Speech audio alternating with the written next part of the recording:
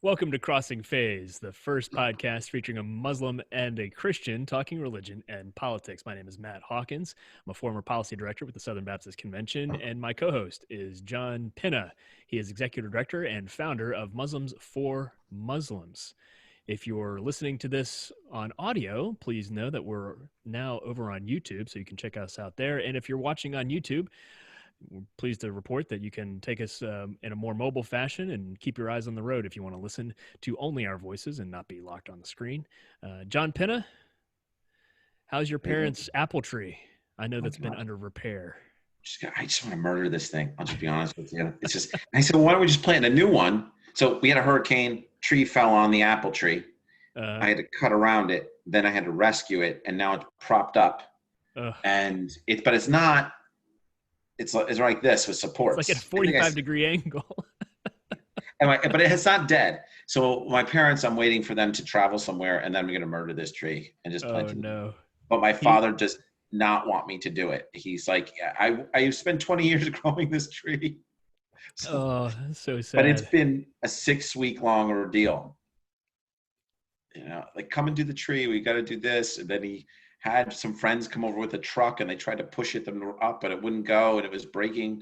So it's, just I don't know. I don't know how to explain it. Dig it up and replant it. Well, this runs into, normally there'd be logic, and you would have a process, right, and that would be we'd make an informed decision.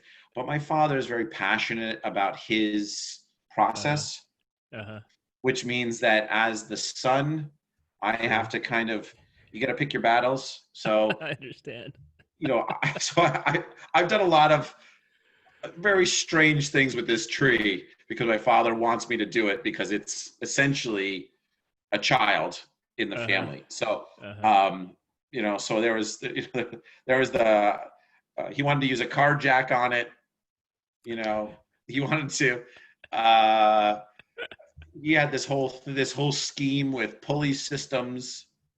So there was a lot of stuff going on there. So right now it's just got 3 supports holding it at a 45-degree angle. But there's been numerous attempts with my father's interpretation of what engineering is to help the tree get to where it needs to go. He's not an engineer. Is he content in letting it grow at a 45-degree angle? Because I don't think that's going to work long term. I don't. Again, this is one of those things where you just want to.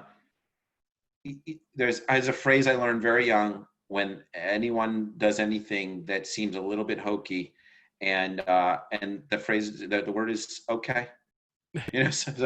So he says, we're going to do this. My response is, okay, I'll give you an afternoon. And if it doesn't work, you got your 2-3 hours out of me, and that's it. But I think he kind of likes a project. He likes during COVID, he's with my mother. So he goes out in the backyard and studies the tree, walks around it. He comes up with schemes, and it's just occupying his mind. So, which is not a bad thing. But the neighbors must think we're completely insane. That's the thing. Every time I walk into the backyard, I'm going, God, our neighbors must think I'm completely insane. My dad always says, grab the axe, grab the chainsaw. I go, well, we're not cutting anything. He goes, we're working with the tree.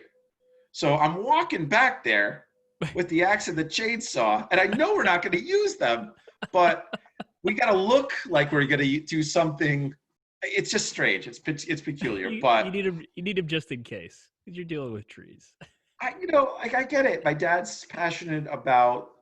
He misses calling as an actor. He's very much into the theatrics of everything. So we're going to be on stage in front of our neighbors. We might as well look the part. So, it just kind of is what it is. But how are you? How's the family? What's going on? We're good. I'm lots of reading and writing ahead of me and around me.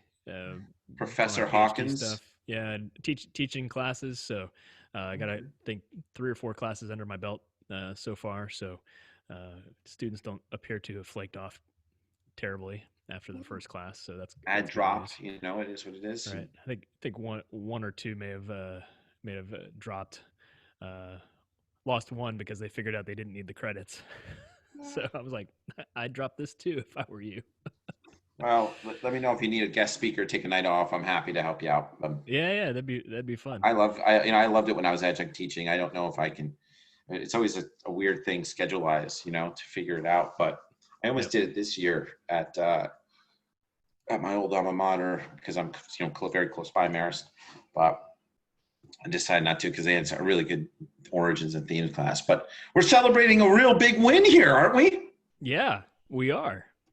Not the bulk of this conversation, but the big win, big announcement in Southern Baptist life is that a number of national Southern Baptist leaders have come out in favor, once again, actually, in favor of changing the name from the Southern Baptist Convention to the Great Commission Baptist Convention.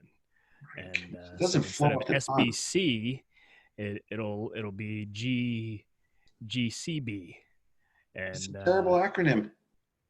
well, it's the kind of acronym that often comes out of Baptist committees, and that I mean, I'm not name change. saying No, I'm telling you the truth. It's I like it conceptually because the Great Commission is pretty broad. A lot of right. Baptists like it because it's evangelistic in nature, so they want to talk about spreading the gospel and telling people about Jesus, which I of course support. But the words of the Great Commission are actually more expansive than telling people about Jesus. It's actually his command is to tell them all that I have commanded you. Which goes a lot farther than and is more all encompassing than the message of salvation, which is important. But It's yeah, a double downing linguistically, on the mission yeah. by So using the word commission. it's reaffirming uh, what Southern Baptist, a lot of what the bulk of what the Southern Baptist Convention exists to do anyway, which is to tell people about Jesus and to train missionaries and to train pastors and plant churches. So the Great Commission speaks to all of that in two words, although as you've indicated, it's kind of a head scratcher. It doesn't really roll off the tongue. But the main point, whatever that name becomes, the point is that we're dropping the word Southern I don't from know how I'm the going to do my joke convention. anymore. Right, right, That's the problem. So exactly. so this is a big win for Crossing Face for a number of reasons. So one is, well, it's bad for me because my joke whenever I meet a new Southern Baptist, a new Baptist colleague or friend that's part of the Southern Baptist Convention, Yeah, I always say, "Boy, I wish." What are you guys going to do when the Northern Baptists get themselves organized, right? right. So that's always my joke. Like, what's going on with the Northern Baptists? So now that they're all inclusive, I lose that joke. But we had spent quite a bit of time in our early podcast, like maybe season one, talking about this a couple of times. Yep. And I think we pushed them over the edge, like at the all, pillory all, here with the all, all, cops. all credit to all credit to Crossing Phase. We'll claim it, even though what a lot of people don't know, even a lot of Southern Baptists don't know, is that changing the name of the convention has been part of convention discussions and conversations and formal motions, and even, like I said, committees dating back to the 1970s. Wow. I'll Okay. post a link in the show notes. A friend of mine who works for the convention posted a Twitter thread that's really helpful that walks back through a number of, not all of them, but a number of historic moments when Southern Baptists and frankly dominant conservatives, very influential Southern Baptist conservatives who supported changing the name for a number of different reasons. So the and I know some of my friends, they're concerned about losing the word Southern, and because they're concerned about picking apart a word like that, and with the connotation that anytime it's used, it being perceived as racist. And I think in this context, while I'm sympathetic to that concern, The word Southern is not always racist. In terms of Southern Baptist history and the creation of the Southern Baptist Convention, as we've discussed on prior episodes, was in fact part of protecting and advancing Yes, white supremacism in the yeah. South. And so the word Southern carried with it the protection of that particular culture, which was dominated by white supremacy. The convention parted from, as you say, Northern Baptists uh, over the issue of whether or not a missionary, it's appropriate and Christian for a missionary to be a slaveholder. And the Southern Baptist Convention at the time said yes, it was. So even though they were sending missionaries overseas to people who did not share white skin color, and they were trying to convert, they didn't believe them to be um, equal to whites, and that's a big problem. It's unchristian, it's heretical, and there are a lot of folks who are familiar enough with that history that even though the convention has come a long way and for decades now has rejected white supremacy and has come a long way and issued formal apology and done a lot of work. We're now, I think, up to since the mid 90s, we're about 20% non-white ethnic congregations. So there's been a pretty significant change. But that history of the Southern Baptist Convention still communicates pretty unfortunate history, and so whatever we call it, even if folks aren't crazy about Great Commission Baptist, this is a good moment. It's a good win.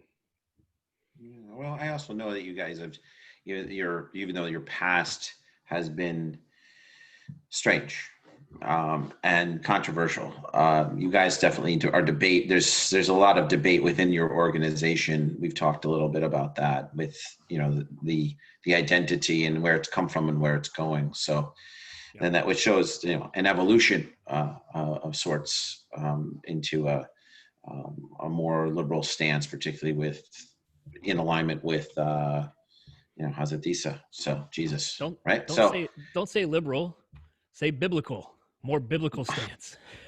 More biblical. All right. I'm speaking in maybe political constructs in America, I guess, but if you're speaking in terms of classically liberal, I'll give you that.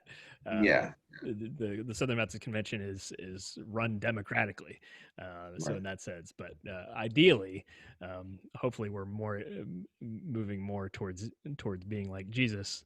Well, more in being alignment with a the dignity of subculture. the human person. Yeah. That's yours and my passion. That's why we're in the international religious freedom game, is the dignity of the human person, and I think it's important for organizations to evolve, particularly in America, where they can span to the beginnings of our country. Right. So Yeah. Well, and in the spirit of human dignity, part of what we believe human dignity is about is loving our neighbor, and that includes our African American brothers and sisters and non-white brothers and sisters who are uncomfortable with a convention that's named and that was named in the context of protecting white supremacy, and that communicates things subtly, even when we don't intend it to. And I think part of loving them and affirming human dignity is recognizing that and changing the name of institutions to reflect that and to harmonize that. I think is a wise move, and entirely within the spirit. Well, I appreciate, it was, we got through, we got through our win, and we talked about a little bit about this identity, which is kind of neat, because the history, it's nice to know that they're not static. But this is our breaking out episode on the election. So on the election and a couple of issues, and I'm going to stir the pot on a little bit because I figure we should jump right into the issue that everybody's talking about, and what's your TikTok alias? No, I'm kidding. Resisted getting on TikTok. No, I think if we're going to talk about the election, and I think if we can talk a little bit about the two campaigns and give our 411 and what we think about that. But hot button issue, something that my tribe always talks about, and politically when I'm talking with people, particularly here in New York, everybody's saying, well, it's the single issue. The single issue voters are the ones that are going to sway the election. And one of the biggest single issue voters, voting blocks out there, is the abortion voters, the Yeah. pro-life. Yeah. So I remember I texted you a little bit about this, and I said we promised ourselves we'd talk about it, but I wanted to kind of hit that right up the head, go right up the middle and say, what's your stance? I hope it's not, I don't want to put you, if you can't talk about it, if there's some kind of secret cabal about it, but I wanted to see to get your opinion, because we're talking about an imminent election with what's considered the most pro-life friendly president ever. Yeah. Something like that. I'm paraphrasing what people are saying. So the most supportive of the pro-life agenda. Yeah. I've advised the Biden campaign. I said, well, and like I said, I work with both parties, so it doesn't matter. But they asked me, what should we do with the pro-life? And I said, well, just put a moratorium on it for 4 years and freeze everything so you could capture the vote. But which I don't even know what that means. But as I say, just keep it where it is right now. Bracket it. Sure. Well, maybe we could talk about the normative issue on abortion another time, but to do some just rank political punditry, yeah, I have lots of opinions on this, how abortion plays in American politics and how it ought to play and how it doesn't really play. Honestly, in any other circumstance, I would agree with your friends who think single issue abortion minded folks, pro lifers, are going to decide this election. I'm not sure that's the case this election in the context of the pandemic. I think the pandemic and the economy and the riots and all that's going on in our culture right now, I think those dynamics are going to shape the election more so than the abortion issue this year. I could be wrong. I think the pro-life vote is pretty predictable this year, as it wasn't as predictable in 2016. I think it ended up being a pretty significant player. As a little history, if you recall the 2016 election, Hillary Clinton went up against President Trump, now President Trump, then candidate Trump, when Trump didn't have any governing records. He had a really spotty history on abortion rhetoric and funding of campaigns. He funded Democratic campaigns and even Clinton campaigns. And so a lot of people in the pro-life community were suspicious. Even if they liked the rest of what he was selling, they were pretty suspicious on whether or not he would deliver on what he was promising, because he didn't have a track record. And then there was, I think, the third presidential debate between he and Hillary Clinton, and he attacked Clinton on a procedure called partial birth abortion, and detailed it and interjected that into the debate in a more aggressive way than, frankly, any Republican pro-life candidate that I've ever seen. So you had him engage the issue aggressively and in a very prominent space, more prominent than a lot of GOP Republicans, even if they're pro-life, are comfortable doing. And it put Hillary on the defense, and she defended the issue. And that exchange didn't take long, but that exchange, I think, in my analysis, really swayed a lot of pro-life voters who, prior to that moment, were skeptical. And so now, and I predicted this, frankly, a year and a half ago in an op-ed, that Biden, when he was going to be running up against Trump, is even in a worse position, politically speaking, on the issue than Hillary Clinton. Why is that? Well, like you mentioned, President Trump has gained this reputation among some circles as, quote, the most pro-life president. Now, I think that, to be fair, that's in a particular moment when you had a lot of abortion-related policies come out of the Obama presidency that the Trump administration is responding to. But look, he's the first president to show up in person to the March for Life, which is the largest pro-life rally annually anywhere in the globe. Other presidents have addressed it via satellite and remotely, but he showed up and did it live. Um, this administration has participated in the March for Life in a way that no other presidential administration has, even though there's always participation by Republican elected officials. And he's appointed 2 Supreme Court justices that theoretically, I emphasize theoretically, would be friendly to abortion-related cases. They've got 2 track records, 2 cases at least, where that seems to be true, although they lost those cases at the Supreme Court.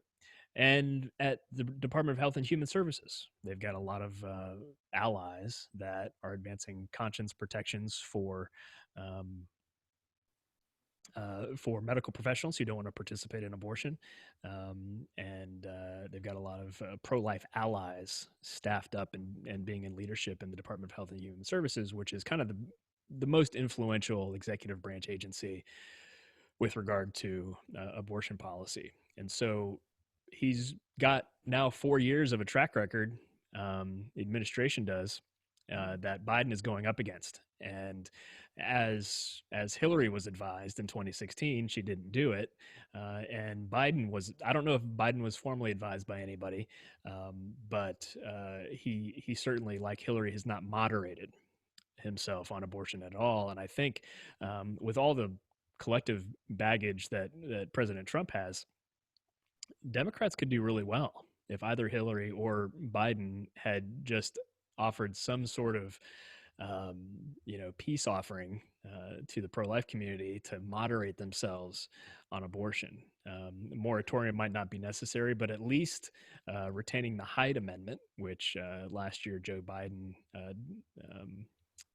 stopped supporting after decades of supporting it. The Hyde Amendment basically prohibits federal funds for being used for abortion, particularly in Medicare services. And that's something it's a piece of law that has to be renewed annually along with Medicare. So he's in a good position to attract pro-lifers that now look at a track record and are pretty happy with it. Yeah, I was saying that you just freeze everything where it is right now. You know what I mean? Don't make any choices. Don't move forward or backward. Just freeze it for 4 years. And I was like, I don't deal a lot with the domestic issues. It's mostly 80% of my portfolio is international. Yeah. But if you're gonna do this, so you're talking about he has the track record. Maybe it's important to talk about the constituency. And what does it look like? What is the for our listeners and the broader community that pings us? What's the community look like that supports pro-life? Like, who are they? Yeah, it's a good question. I think it's the demographics of the pro-life community continue to get more and more diverse and more and very youthful. If you're ever in Washington around, it's on or around January 22nd, it's usually a cold and kind of miserable weather day. You can see that the pro-life movement is, by the parade, you'll see a lot of Catholic participation. Catholics led early in the pro-life movement and in the March for Life in particular.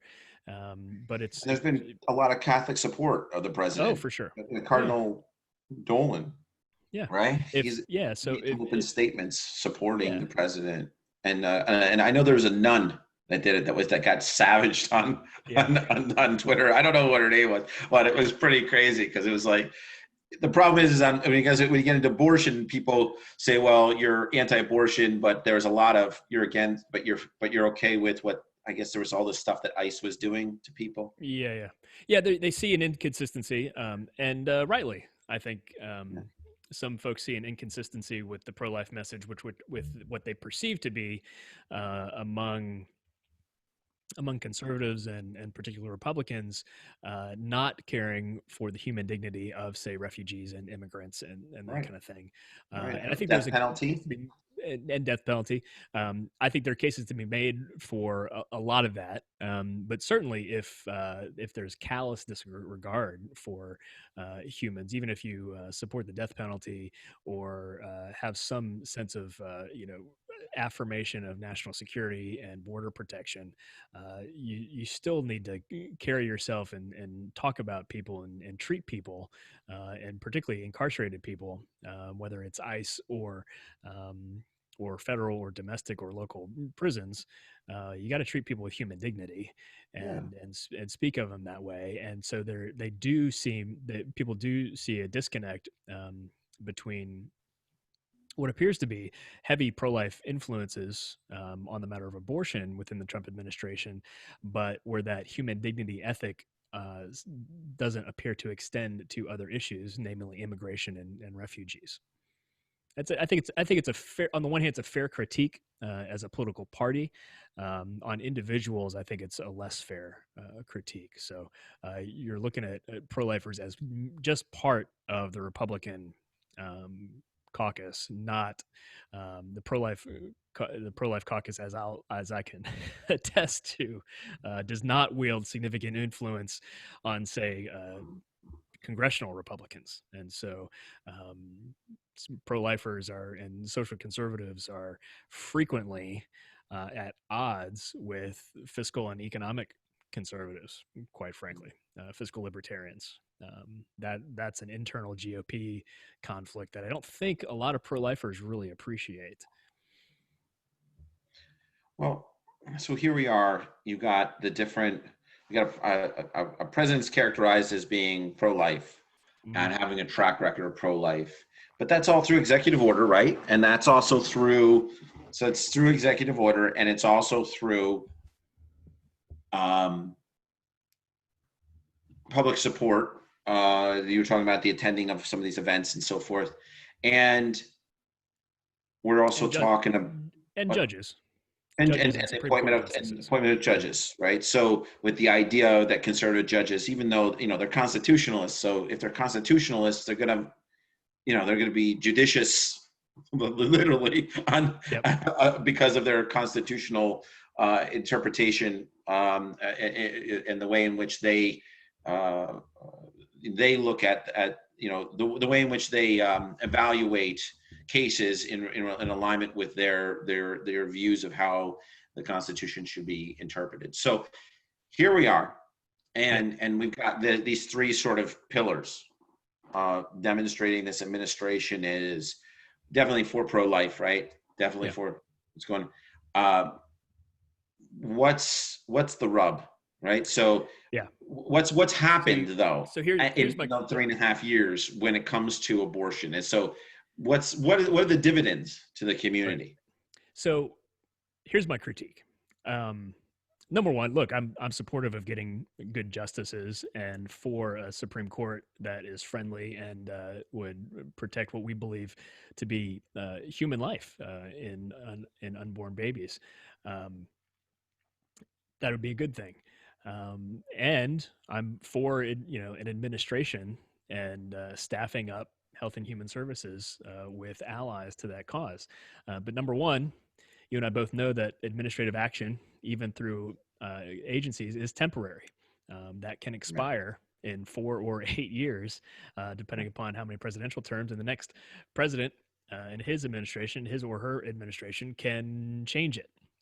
Whether or not they will is a different story. It does take legal hoops, and they still have to go through the regulatory process to undo things, but they can undo it. And so a lot of the pro-life policies being implemented in HHS, those things have an expiration date. We don't exactly know what the expiration date is, but it's certainly within a couple it's reliant on it's dependent on appointees, right, which are a big driving force in all the agencies. So that for the larger population, particularly our international listeners, when a president comes into office, the appointees become very important because they run the agencies essentially, or they lead the agencies. And appointees are not just they're not just secretaries and deputies, assistant secretaries and deputy secretaries. There's director at the director and management levels. There's all types of appointees. So that's important distinction. And the DC lingo is that personnel is policy, and there's a lot of truth in that. So it's good to have allies, whether or not you're critical of Trump on other things. Look, it's a pragmatic thing to have friendly pro-lifers in the administration and over at executive agencies. The Supreme Court issue, people want to see, pro-lifers want to see Roe versus Wade overturned. That's the kind of, that's the legal landmark precedent. case. That's the landmark case that legalized what we call abortion on demand in the U.S. I have two critiques of that. Number one, we now have 5 Republicans have the 5 majority on the Supreme Court, and they've had 2 abortion-related cases coming out of both Texas and Louisiana, and pro-lifers have lost those cases. And those cases, to be clear, we don't have to get deep in the weeds on them, but they had to do with states regulating the abortion industry in a way that basically required abortion clinics to have the same kinds of standards that you would at a hospital or any other kind of surgical clinic.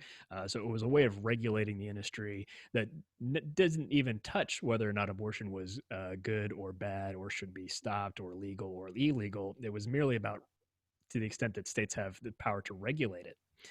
So it wasn't even going for the heart of the issue. It was kind of noodling around the edges of it, which is a worthwhile cause.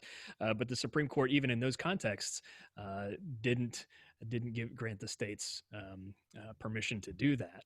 And so, yes, an additional Supreme Court appointee friendly to the pro-life cause would be a good thing, and that might put us over the edge, so to speak. I mean, that's the argument that I hear is we just need one more Supreme Court. Yeah. So there are 2 problems with that. Number one, particularly with this court, you don't see the court typically making broad, sweeping, 180-degree changes from prior court precedent. Right. What they tend to do is do very narrow modifications of previous decisions. So they might pick apart something, they might modify it, but rarely do they do this kind of broad, sweeping overturning. And so I think it's really unlikely that would happen to Roe v. Wade. They'd probably start affirming some of the state level cases that Texas and Louisiana lost if we had a sixth justice on there. But the other problem is, look, let's say, for the sake of argument, that the Supreme Court overturns Roe versus Wade. That doesn't solve the abortion legal landscape, because the authority would drop back to all of the 50 states. And so you would then have governors and legislatures run the show. Exactly. And naturally, some states are going to be continue to allow and have pretty strong protections for access to abortion on demand. And you're going to have other states that are ready to outlaw it. I know sample legislation in some states, I don't know which ones necessarily, but some states have passed laws that basically, if Roe v. Wade is overturned, if that decision from the federal government leaves it down to the states, this is what our state will do. Essentially, it's very similar to same-sex marriage, right? It's similar, very similar to, when same-sex marriage. Some states don't like it, some states don't endorse it, some states do, and you can just cross the state lines and get married. Right. And so you'd have a patchwork again of abortion policy, and so you still need the federal government to define the terms. If you're a pro-lifer, if you're content, so you need to negotiate deciding it, right? And so if we're really committed to this thing that unborn life is worthy of legal protection, then you can't just leave it up to the states. You have to have the federal government get involved, and you need Congress to do that, because Congress is the only body that can create sustainable, durable legislation that affects all 50 states. And that, my friend, and to my pro-life listeners, is our biggest weakness at the national political level, is Congress is not pro-life enough to make that happen. So even if we get a sixth justice and they overturn Roe v. Wade, which again I think is really unlikely, you still need Congress to get involved and lead on public The policy. Senate, has been GOP controlled, but Yep. in these last couple of 3 years. So what's happened there? Why? Yeah. And I mean, you got a pro-life president in the executive branch, and I'm pulling this out of you, a little bit, but uh, so you got that pro-life president, executive branch. You got the lower chamber is not yours, right? That the House is the Dems, but the Senate right. is controlled by the GOP, and then you got the Supreme Court. So we have checks and balances, right? So you got the executive branch, Congress, and judicial. Judicial is yours. Yep. Executive branch is yours. Meaning I'm saying that yours. Yeah. In the royal terms. In the context of the Republicans being the pro-life party, right? And then you got the Senate. So you got one of the two chambers. And it's being all in the camp. So you got three of the three entities. You got the majority, and in Congress you got one of the two. So you can't blame everything on the House. So what's the story? What's going on? So why? Well, so this you can't blame everything on the president. Renaissance is what I'm saying in pro-life. Yeah. What's going on here? That's a great word, actually. For what I need to convince pro-lifers to get behind is looking for a renaissance of political strategy here. So going back a couple years to when Republicans held the majority of Congress, they had the Senate, they had the House, and they had the president, who presumably would have signed any pro-life abortion-related legislation that they sent their way, and the Republicans. Sorry, let me fix my. Sorry, we got a double Hawkins going on. Sorry. Yeah. Okay, listen. Our branding went off. I have a face for radio, so I'm all for it, double Hawkins. We got to get our branding back up there. All right, sorry. So we had both chambers and we had the president. And for 2 years, the pro-life party, so to speak, did nothing. They passed zero legislation that had anything to do with abortion policy that could have been permanent, that could have gotten the president's signature. For example, Planned Parenthood still receives federal funds. A lot of candidates, including the president, campaigned on defunding Planned Parenthood. They didn't do it. During the Obama administration, a Republican-controlled Congress proved that they could get that through legislation, practically speaking. And then when they had a president that would sign it, they didn't do it. The Hyde Amendment that we talked of is still cyclical, still needs to be renewed every year. They didn't do anything to codify that. The Conscience Protection Act, which again, it's kind of on the perimeter of abortion policy, basically would have protected medical professionals from participating in procedures that they had a conscience objection to, like abortion, because you had situations where some nurses were threatened with losing their jobs if they didn't participate in abortion procedures. HHS is trying to manage that through regulation, but the Conscience Protection Act actually passed both houses, both chambers, both the House and the Senate. And then policy wonks will understand this term. It got lost in conference. And so, which means between the reconciling of the House bill and the Senate bill, and before it got to the president's desk, those folks, Republicans included, and White House representatives, let that piece of let the Conscience Protection Act evaporate after it had passed both chambers. I think that's unconscionable. We still don't know what Republicans got in exchange for that, but it was the single piece of bipartisan legislation that actually could have gotten through, that the entire pro-life community, all of the advocate groups were behind, including the one I worked for. And so that was a tragedy. Lastly, in the context of tax reform, Republicans tried to cancel the adoption tax credit. which isn't explicitly pro-life as it relates to abortion, but pro-lifers are very pro-adoption, and the adoption tax credit is part of what is supposed to encourage and facilitate, incentivize the adoption practice. It's a policy that could use some reform. That's a story for another time. But Republicans just attempted to sideswipe the adoption community. And as ones who are pro-adoption, the pro-life movement and advocacy groups, we worked for 7 days to get that out of the tax reform bill. And so even this the supposed pro-life Republican caucus has a lot of problems, and there's a reason for this. I have the analysis that explains why nothing got done. I mean, is it just that everybody they secretly support Trump more than they support their issue? Is that it? I don't know about that. It's probably true in some offices. I'm one a little bit, because you guys have. I mean, here it is. It's all everything you want is on the table for at least 2 years, and there's no.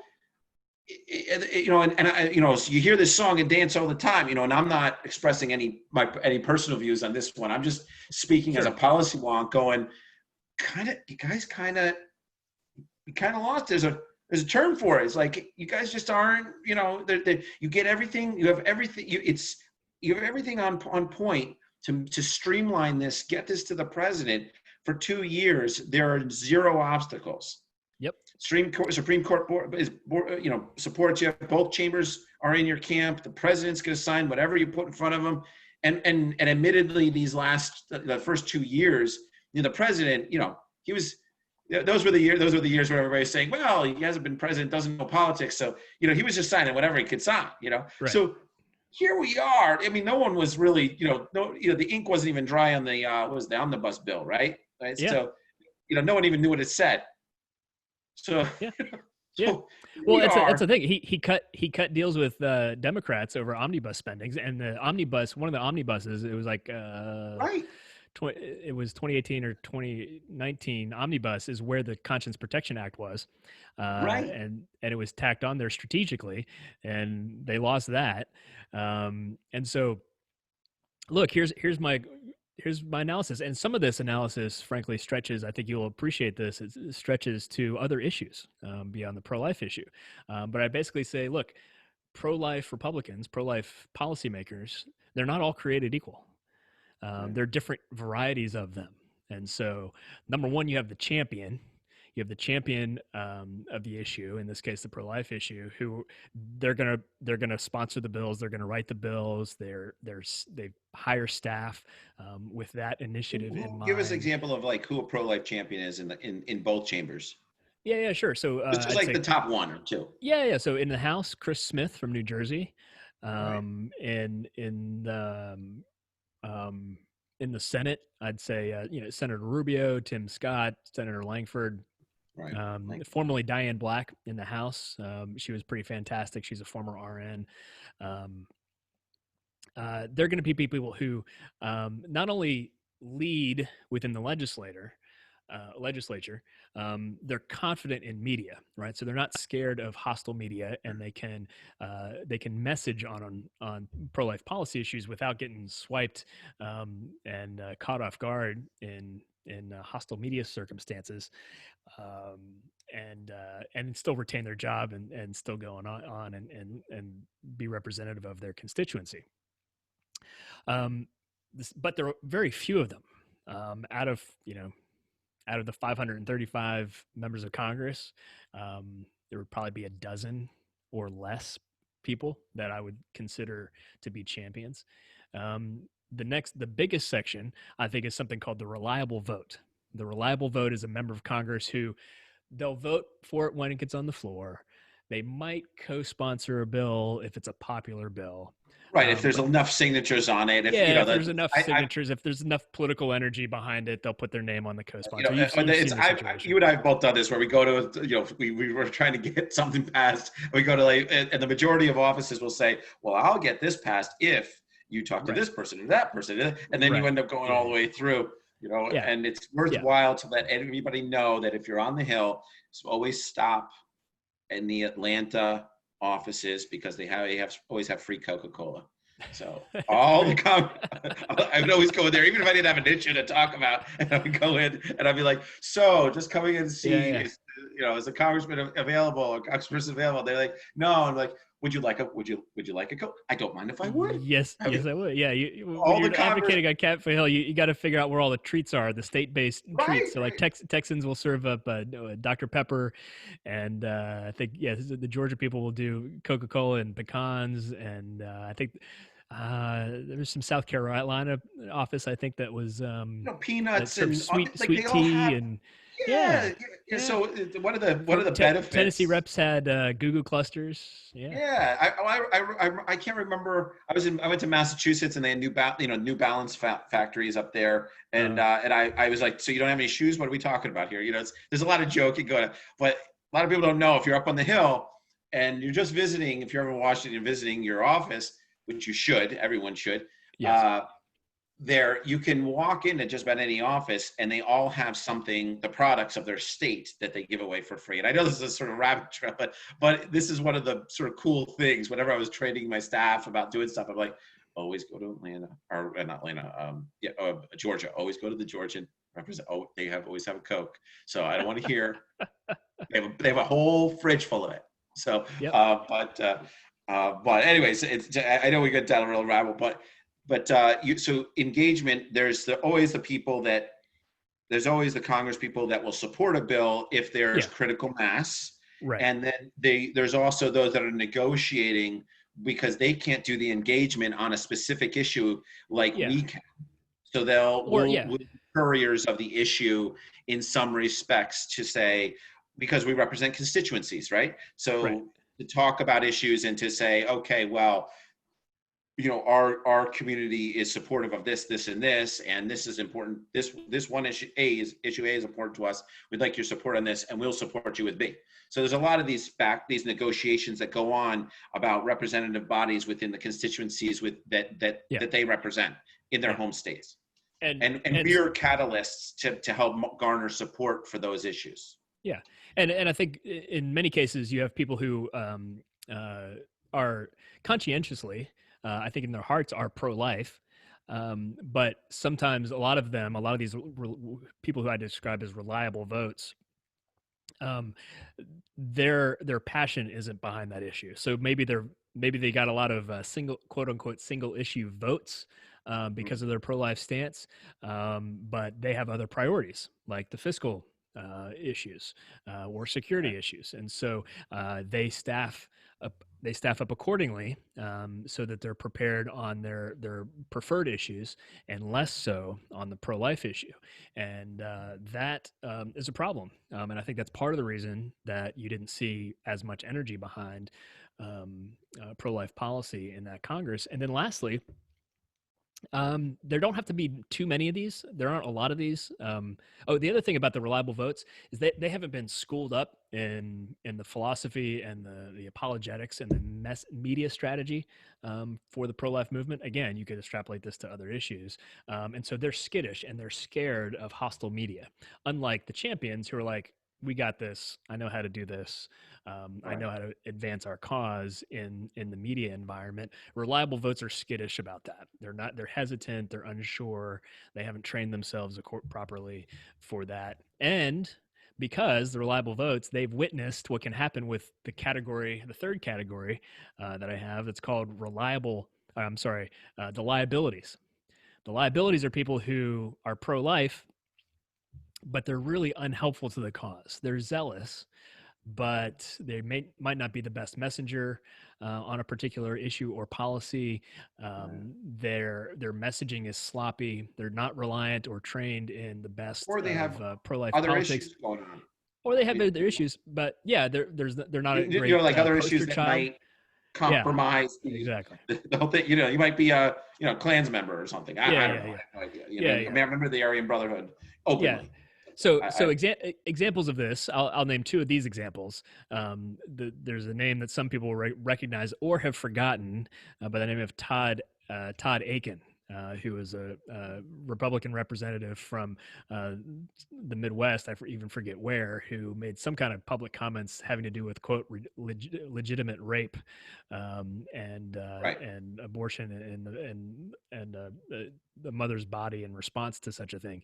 And it was disastrous. It was irresponsible, and he Rightly was so. I mean, come on. rightly so. I mean, it was Like, I mean, disastrous. So that's the liability, and reliable votes don't want to see that happen to them.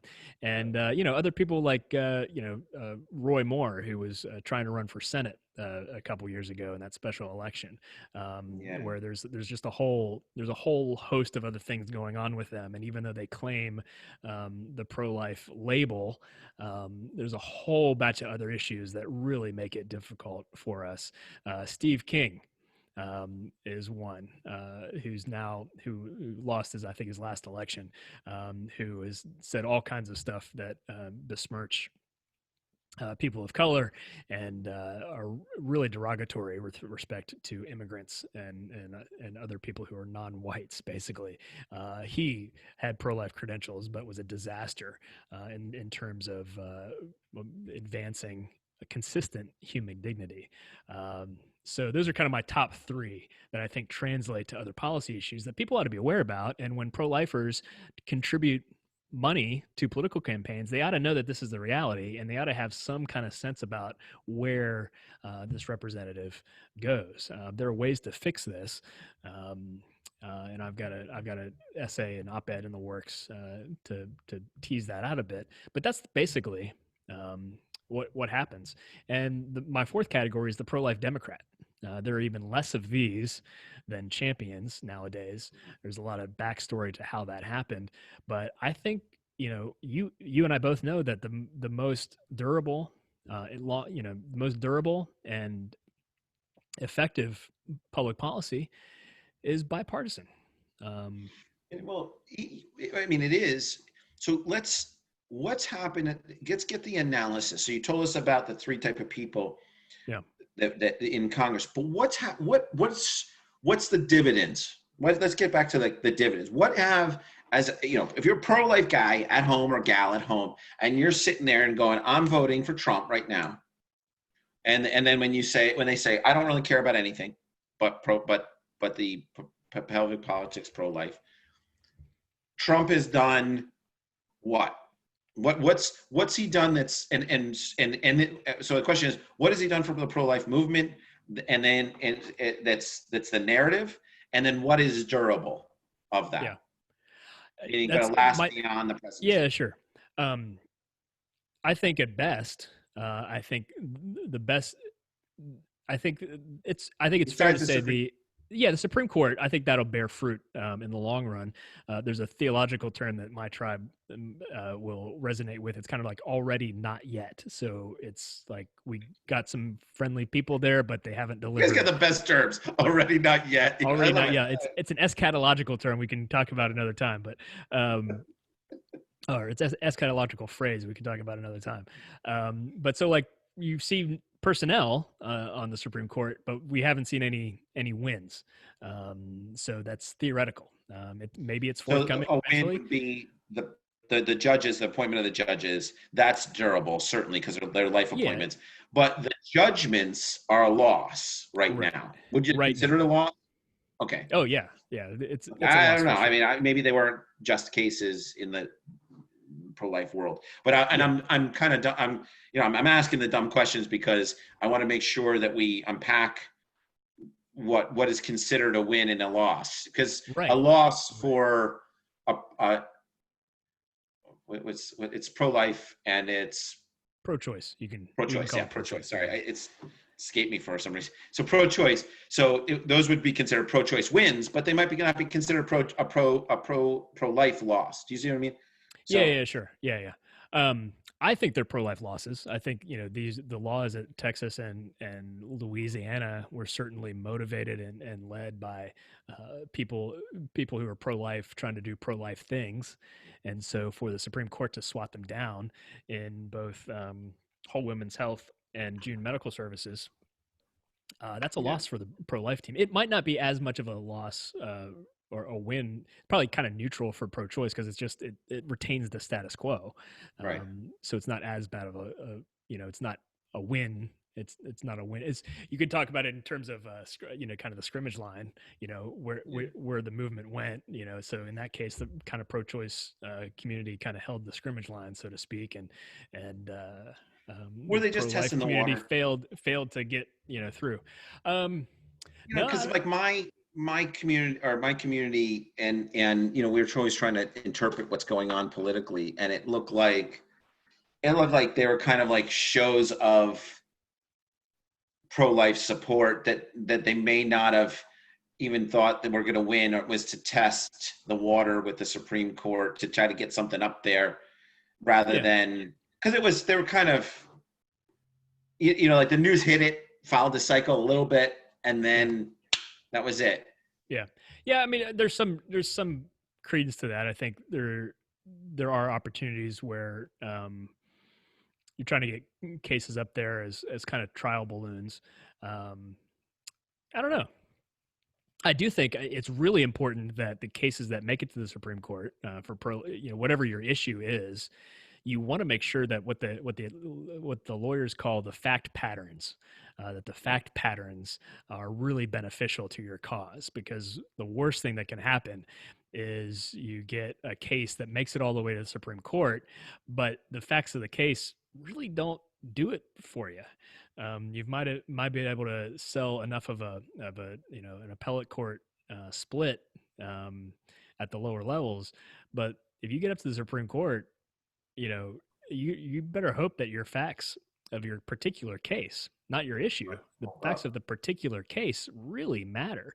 You had that situation with there was the insanity defense case coming out of Kansas, and a case decided this year called Kaler, and basically Kansas had done away. I think it was Kansas had done away with the any kind of insanity plea or insanity defense, and look, there are people who can make some rational arguments that you need to have some kind of insanity plea.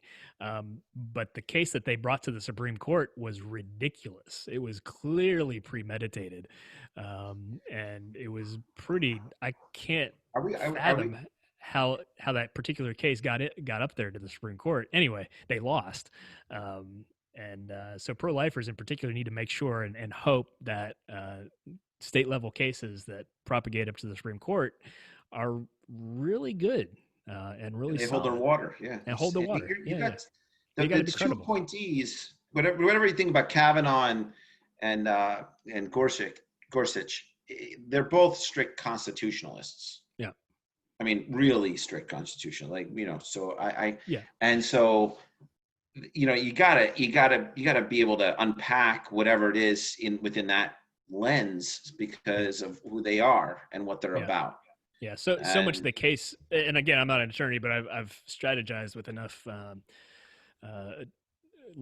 law firms over Supreme Court cases that there's a big time strategy on how you write briefs and amicus briefs, and strategy meaning they're thinking about particular justices. And every sentence that they put into their brief and their argument is considering how particular justices will react to them. And you only know you and I that. have both been involved in that.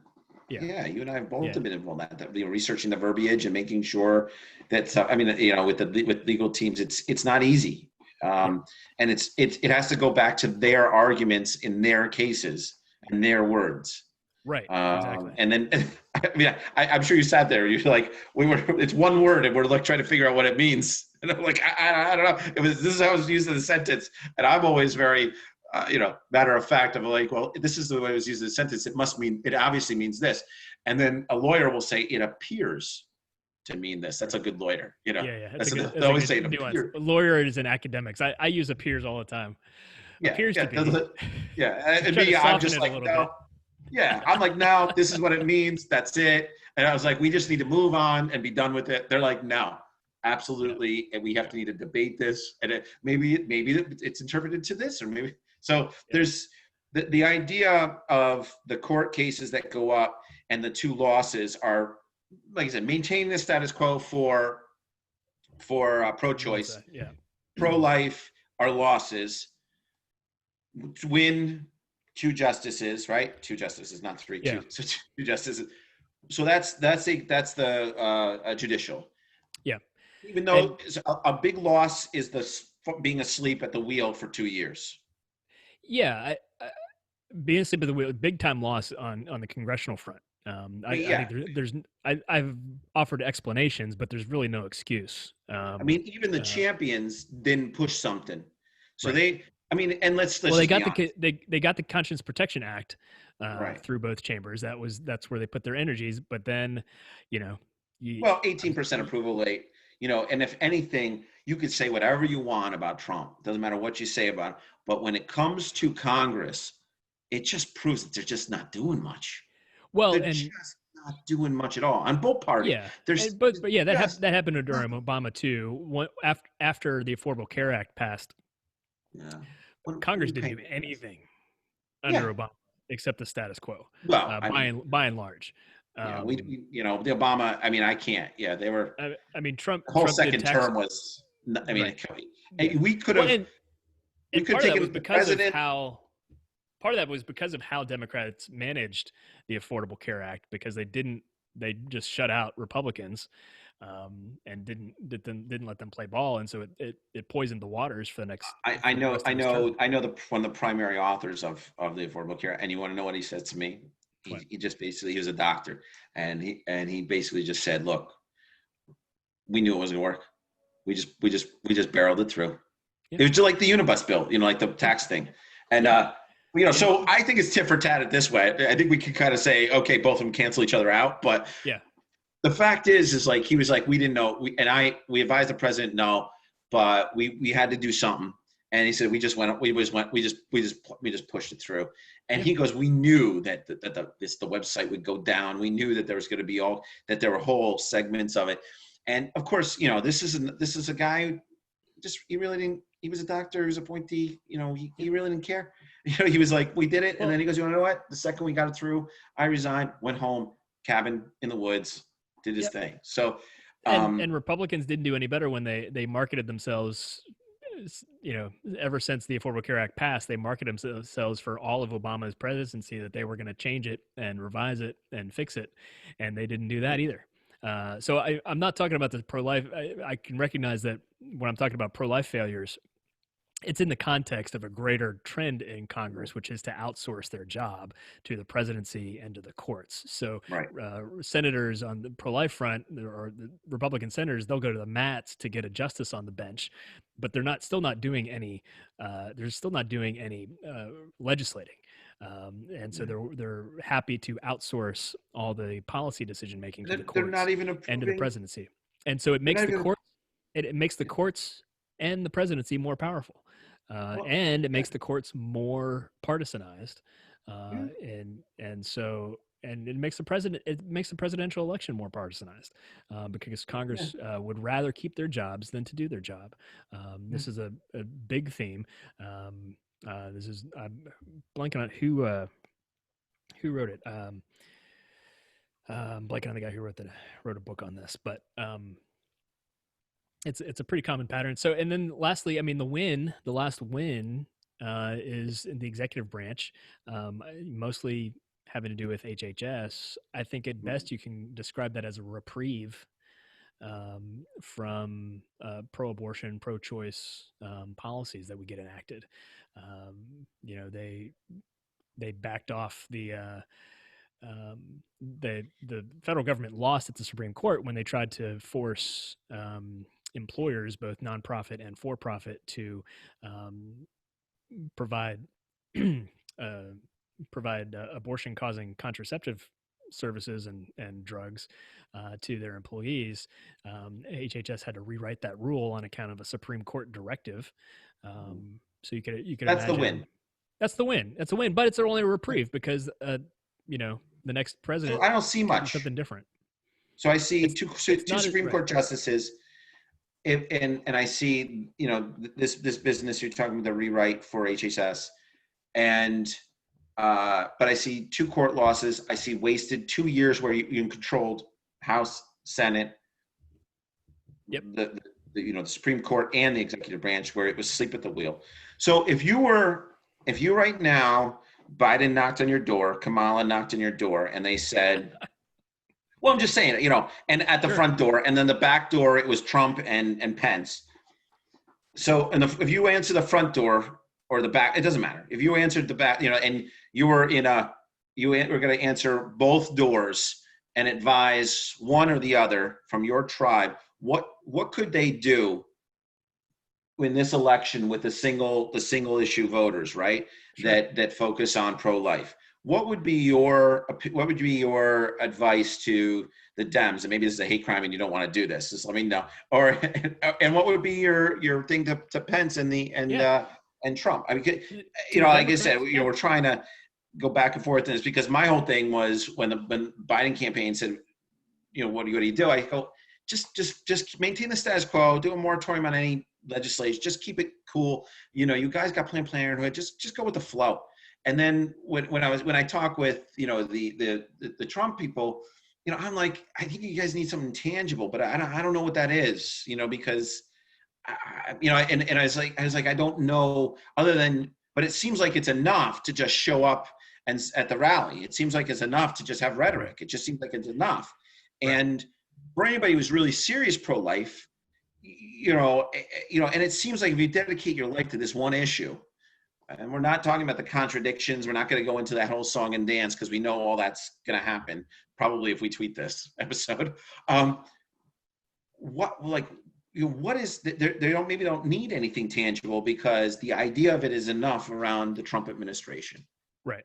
Well, part of the reason, I think you're absolutely right. And my message to the pro-life community is we need to expect more tangible stuff, especially out of the legislature. But I think part of the reason the symbolic stuff, the messaging stuff plays so well is because the Democratic Party has, I think, the accurate reputation of trying to get pro-abortion policy in wherever they can. And so I think my advice to the Biden campaign would be like, look, say you made a mistake on the Hyde Amendment, go back to affirming what you affirmed for his entire political career up until last year, protect the Hyde Amendment, and promise that your HHS will abide by the Supreme Court ruling related to the Little Sisters of the Poor case and the Hobby Lobby case with regards to the contraception stuff. I think those two things in particular would kind of defang the situation and allow their administration to position themselves as a little more moderate than the Obama administration. A lot of pro-lifers view, including me, as the Obama administration was the most pro-abortion administration in American history, because they were trying to get pro-life Americans and our taxpayer dollars to pay for abortion. They were trying to breach that scrimmage line, and that's a problem for a lot of people. I think if you affirmed Hyde as protecting the scrimmage line between pro-choice and pro-life Americans, that would go a long way. And if you appeal to, look, the Supreme Court has ruled that we cannot do A, B, and C with respect to what companies have to provide in their healthcare packages, then that'll be good. So you touch on pro-life, things that are pro-life, things that are bipartisan, and things that the Supreme Court have ruled on multiple times. I think that would give you sure footing. So that's my advice. What's your advice to the Trump administration, or to the Biden administration? Well, to the Trump administration, that's a great question. I think. So the Biden, make sure it goes, and demonstrate a will to enforce the current laws on the books, which protects the line of scrimmage. Right. When it comes to the Trump administration, like I said, I think it's enough just to say it, because the Trump administration. Here's I'm gonna put a caveat on that question though, because Trump will most certainly say that he's going to do it. Yeah. So whatever it is that you say. So what is it that he can say? What is it that if it's not just the rhetoric and showing up at the rally, what is it that he can say that will be an actionable item to execute so that the pro-life movement can demonstrate that there has been movement on this. So it's a little bit more of a, as the head of the Republican Party, he's got to prioritize the issue with specifics about what ought to be possible in the legislature. The sad thing is that ship has probably sailed because they don't control both chambers. right. But he's got to, if he had the opportunity again to lead a Republican caucus, he's got to, the advice and the request to him ought to be, look, Republican Congress doesn't do anything without his buy-in. They don't do tax reform. They healthcare blew up. Healthcare reform blew up in their faces. They got criminal justice reform done by virtue of long-standing bipartisan efforts on that, who wisely struck while the iron was hot. But he's got to incentivize. Only he has the power to incentivize the Republican Congress in a way few other presidents have. Right. And I think what pro-lifers ought to look for is look for that kind of pressure on the Republican caucus from the White House, because we know that they're not doing anything without his permission. Yeah. Well, it's a fair assessment. I think that's my soapbox. Well, we didn't go so bad. That wasn't such a hard, hard push. I was, I didn't want to blindside you with the questions, but I thought it was appropriate because this is such a huge issue, and really we're going to be tangling with this over the next month, 2 months, month and a half. So I appreciate your candor with it and talk about both sides of the issue, because as somebody who deals 80% international, 20% domestic, yeah, I didn't know too much about the criminal justice reform bill until they asked me to get involved. And I was like, scratching my head. And so I can say that I was involved in that piece of legislation, but I had to bring it was my job to bring rural or the small scale police departments to the meetings there at the White House. Sure. And, but I didn't know what was going on with that. So with this issue, I have my personal opinion. It's not my political issue in the sense that I've never sort of lobbied or been on the Hill talking about this or stuff. So, and I think that it's important for certainly my tribe, but also for the larger voter community to hear from, I'll call you a social conservative, Sure. So, and that has been, in the game, understands not only the punditry, but understands process really well. But also this is an issue you fight for. And fight on. I mean, pelvic politics is a core issue. One of the, 10 commandments of your organization. Your word. What? I'm just saying. We look at it as a human dignity politics. Well, I'm not going to deny that pro-life, pro-choice is about human dignity, and both stances, I think, touch on human dignity. But that is the moniker given sometimes from left of center folks, from the pro-choice community. Right. Yeah. No. Well, I'm not. that's not intended. So. Yeah. So. We're messing with each other. Yeah. No. So. Well, I don't want to burn it down. So I think it's really important for us to kind of unpack this on the election and sort of speak openly about it. I think we can talk about, we'll have to bring in some people to speak about this. And then the next thing we need to do is, and now in this show, but I'm curious for us to have a little conversation about the election and what we think, what's going on with each campaign. And unless you want to do it on this show. No, so I think we're up against the clock on this one. Yeah. So I appreciate you taking the time, and I appreciate you making the effort on this, because and we should look for your op-ed. You're going to write an op-ed about this that says everybody should vote for the moon. So it's a new strategy for pro-life politics coming soon. Here it is. Okay, all right, nice. It's already written. I've been riffing on it the whole time. We'll